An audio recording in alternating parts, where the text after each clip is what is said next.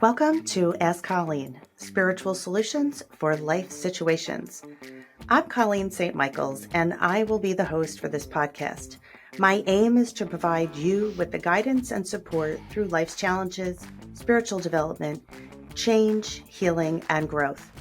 Drawing from over 2 decades of experience as a spiritual practitioner, I will share my wisdom and offer answers to the questions that may weigh heavy on your heart and your mind. Remember that you are not alone, you are capable, and the light within you is unstoppable.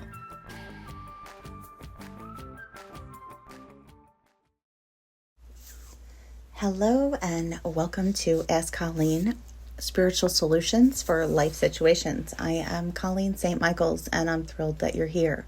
So today we're going to be talking about a topic of fear and how we transform fear to freedom. Because fear is often, pretty sneaky in our lives. We're moving around life and wanting things and desiring to have new experiences, but often fear steps in and creates this narrative that tells us we're not enough. It tells us that we're not going to be safe or that something is going to hurt us. And fear is cancerous. It just spreads so freely and rapidly because people find camaraderie in fear. If we look at our world, people will be like, I'm so afraid for our next generation of our children. I don't feel afraid for our children because their souls were designed prior to coming into this human experience knowing that their place in this world was to be a catalyst for change. And chaos is often a catalyst for change. And if you want to take a different perspective in looking at the world that we're living in today as it being under construction, is that things need to come apart to then be redesigned and rebuilt. So I look at this world that we're in as a life under construction. But I want to take control over the aspects of life that I have a physical control over. I have a control to watch the narratives that are being played on the television, or I can be aware of what's going on, but not let it disrupt my peace, my joy, and my personal freedom of what I believe and what I choose. If you're with an election coming up again, we saw what happened in 2020 and how much division was created. And if you just take some thought for yourself and realize whomever you choose to vote for belongs to you. It's not a topic that needs to be of public consumption. It doesn't need to be something debated or persuaded to anybody's direction. You can own it and you can believe it and you can feel it, and you have that freedom to do as you choose. So you have the choice to engage or disengage. And if you feel triggered, it's because there's something underlying that needs to be addressed, something within you that needs to be, honed in on and ask, well, why is this person's behaviors or choices triggering me?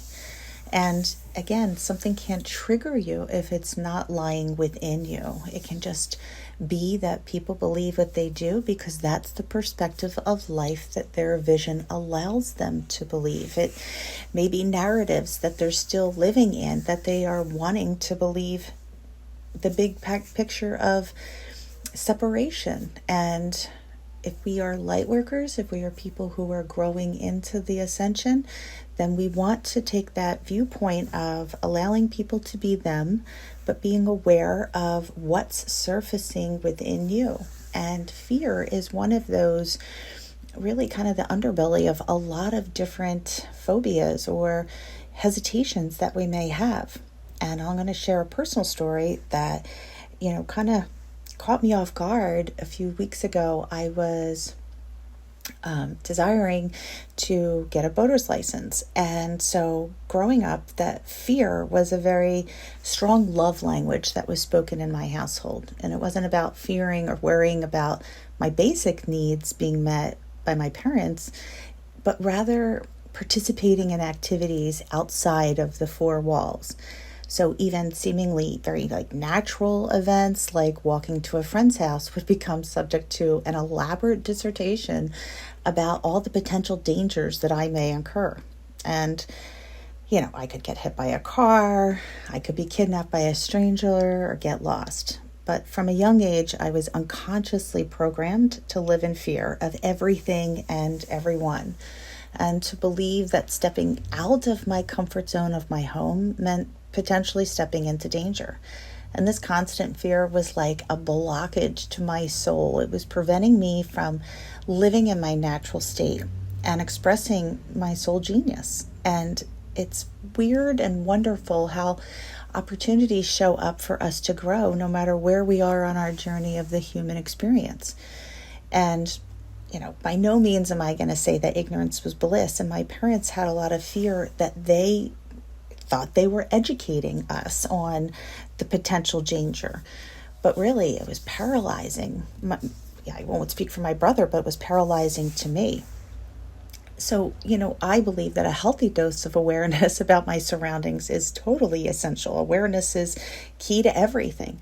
But living in that constant state of fear was such a thief to my peace and being present. And it was astonishing how often I was always living in that old program of, if I choose to do something, that I'm probably going to get hurt, or something's going to happen, or just it would create a lot of anxiety. And what's interesting is that I really thought that I had done so much inner work to kind of overcome this unconscious joylessness that I carried within me. And like I said from the beginning, I was looking to get my boater's license, and I met a really unexpected teacher. So Nick and I decided that we were going to, take the online class, but then we were taking a water certification. And I was totally anxious, but I was prepared for the class. So I knew that I would be able to, remember the information from the written part, but being on and in charge of a boat, I was feeling a little anxious. So as I was performing one of the test requirements, the captain said, relax. Just relax. You're white knuckling this wheel, and boating is meant to be fun and a place to feel free. And, of course you want to take it seriously, but you can't let overthinking and fear outweigh your joy. And I was like, could you repeat that? He's like, what? And he said, you can't let overthinking and fear outweigh the joy of it. Boating is fun. And I was like, boom, boom, boom, boom, boom. That comment hit me like a wave, like a hard wave. And then it created this curiosity in me. And I was like, well, how do I relax then? And he said, when you're relaxed, you can be present and respond to any dangers that might arise. And in the moment, it was like watching a video montage of my entire life and seeing all the moments that could have been fun, but it was so uncomfortable for me because I was always worrying through it. Or if I didn't have the energetic backpack to hold all of that stress, I would just sit out. And I can't even tell you how many things I sat out on because I didn't have the emotional capacity to handle all the anxiety and the worry that came with just doing something fun. And I realized what a thief that was in my life. And I'm talking, this was weeks ago that this happened. And it was so clear to me that I needed to work on this pattern of fear. I could easily call it self-preservation, but it was so impactful in my life when he said that I realized that the fear was stealing the joy out of all of these beautiful experiences could have been happening in my life.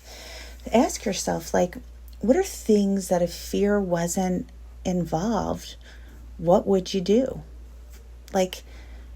Would you sign up for that dance class? Would you make the leap and take a course? Would you start dating if you were once afraid to date because you had been hurt in the past? Would you give your dreams and your desires more intention and attention to see where they could lead you? And like for me, those captain's words were a wake-up call for me, and I realized how I had been letting the fear hold me back for far too long. And I realized there was so much that I wanted to do, like surf. Like, I'm not a great swimmer, so probably I should take a swimming lesson first, but I've always felt strange and afraid because, I had a bad experience with swimming. So it's like, as I started to follow this awareness trail of how often I allowed, the fear to persuade me to sit out of doing something that I feel joy in. And I started talking to people. Like, I remember saying to my partner, he was going out surfing and he didn't know how to surf after this boating thing. And I was like, so what are you feeling like going out? Like, are you freaking out inside? Are you embarrassed? Are you worried about people like making fun of you or, falling in front of like the whole beach filled with people? He's like, no.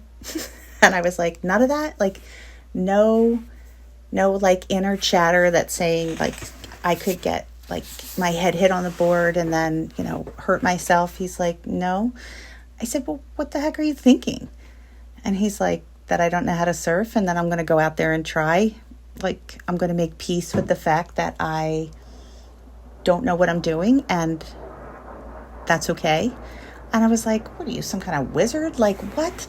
Like, people actually start their day without thoughts of chaotic fear and challenges to their mental state? Like, what?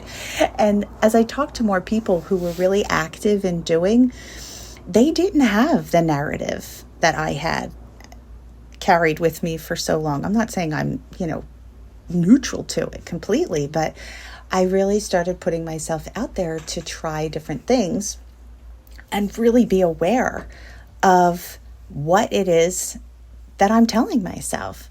And I can say 9 out of 10 times, everything I thought about doing, even if it was for a fleeting thought, it was my first thought was negative. I'm going to get hurt. I'm not going to be good at it. And I was blown away because I would typically consider myself a very positive person, but that's where we go deeper when we're really living in that soul genius space of asking ourselves, okay, well, what are the silent whispers that just autoplay in our head? And so I ask you, what is something that is surfacing when you think about doing something new? And just be aware of it. Don't analyze it. Don't judge it. Don't criticize it. Just be aware of it. And breathe it in and then breathe out and be like, I didn't know I felt that. I didn't know that that was a comment that I carried so strongly. Once you give it airspace, it doesn't get stuck in you.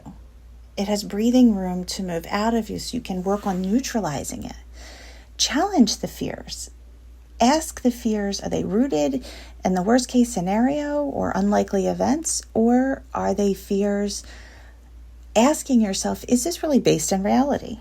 And then you can make a really discerning decision and be like, okay, well, I'm aware that if I surf and this, and this can happen. So how can I neutralize that to make it a more comfortable experience where you can take a lesson or you can, prep yourself and prepare yourself to allow yourself to do the things that create the fear so that you can open up the doorway to freedom.